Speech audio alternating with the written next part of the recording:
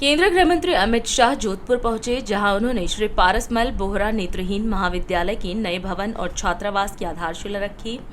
करीब 15 करोड़ रुपए की लागत से 3 परियोजनाओं का शिलान्यास करते हुए शाह ने सुशीला बोहरा की सेवा और त्याग को नमन किया। उन्होंने कहा कि सुशीला जी ने अपने संघर्ष को शक्ति में बदलकर हजारों दिव्यांगों के जीवन में उजाला फैलाया। वहीं शाह ने कहा कि नए भवन से सैकड़ों बच्चों को शिक्षा और उज्जवल भविष्य की नई दिशा मिलेगी। साथ ही शाह ने याद दिलाया कि 2015 में प्रधानमंत्री मोदी ने विकलांग के स्थान पर दिव्यांग शब्द अपनाकर समाज की सोच बदली है। लगभग 15 करोड़ की लागत से 3 परियोजनाओं का यहां शिलान्यास किया गया। मोतीलाल ओसवाल ज्ञानदीप भवन महाविद्यालय, मोतीलाल ओसवाल ज्योति सदन girls hostel, HG foundation Divya ज्योति भवन बॉयज हॉस्टल।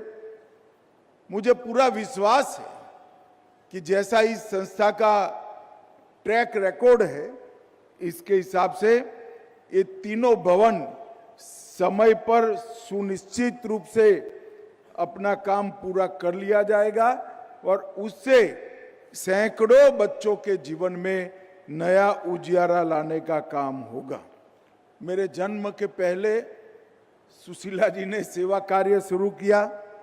5 विद्यालय, 2 महाविद्यालय, निःशुल्क शिक्षा, छात्रावास, भोजन और कई सारे लोगों को audio books, recorded lecture, Braille printing press, screen reader, computer lab और पूर्ण सुसज्जित पुस्तकालय के माध्यम से सैकड़ों दृष्टि बाधित बालकों के जीवन में आपने ज्ञान और दृष्टि का प्रकाश निश्चित रूप से प्रसारित किया है।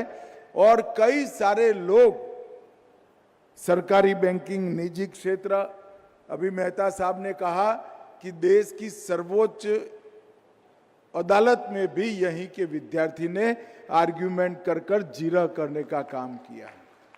अंधेरा कितना भी घनघोर हो, मगर एक दीप एक कोने में कोई प्रज्वलित करता है तो पूरे अंधकार के क्षेत्र में उजियारा प्रसारित करता है।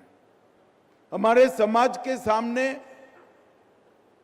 चुनौतियां कोई कम नहीं है और विशेषकर दिव्यांग नागरिक, दिव्यांग बच्चे और दिव्यांग माताओं के जीवन में जो चुनौतियां हैं उसको दूर करने के लिए हमें अभी बहुत कुछ करना बाकी, परंतु इस प्रकार के छोटे छोटे जो प्रयोग होते हैं, समाज सेवा के प्रयोग होते हैं, व्यक्ति आधारित प्रयोग होते हैं और उसमें कई लोग अलग अलग क्षेत्र के अपना योगदान देते हैं, तो इससे ढेर सारा परिवर्तन होता है और निश्चित ही रूप से एक दिन इस देश के सभी दिव्यांगों के लिए हम अच्छा जीवन और एक अच्छी कैरियर का सुनिश्चितता कर पाएंगे।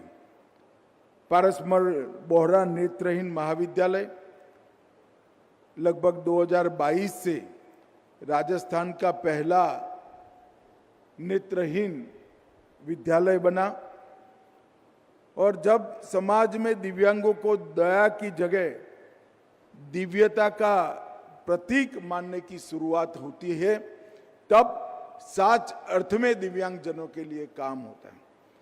मित्रों, मैं आपको जरूर बताना चाहता हूं, मोदी जी ने 2015 में पहली बार पूरे देश के लिए विकलांग की जगह दिव्यांग शब्द का प्रयोग करना शुरू किया। ये 2 शब्द ही द्योतक है कि प्रधानमंत्री जी के एक ही फैसले से पूरे भारत की जनता, सभी राज्य सरकार और केंद्र सरकार, ये सभी का दिव्यांगजनों को देखने का नजरिया बदला है। मैं आज भी वो वक्तव्य नहीं भूल पाता।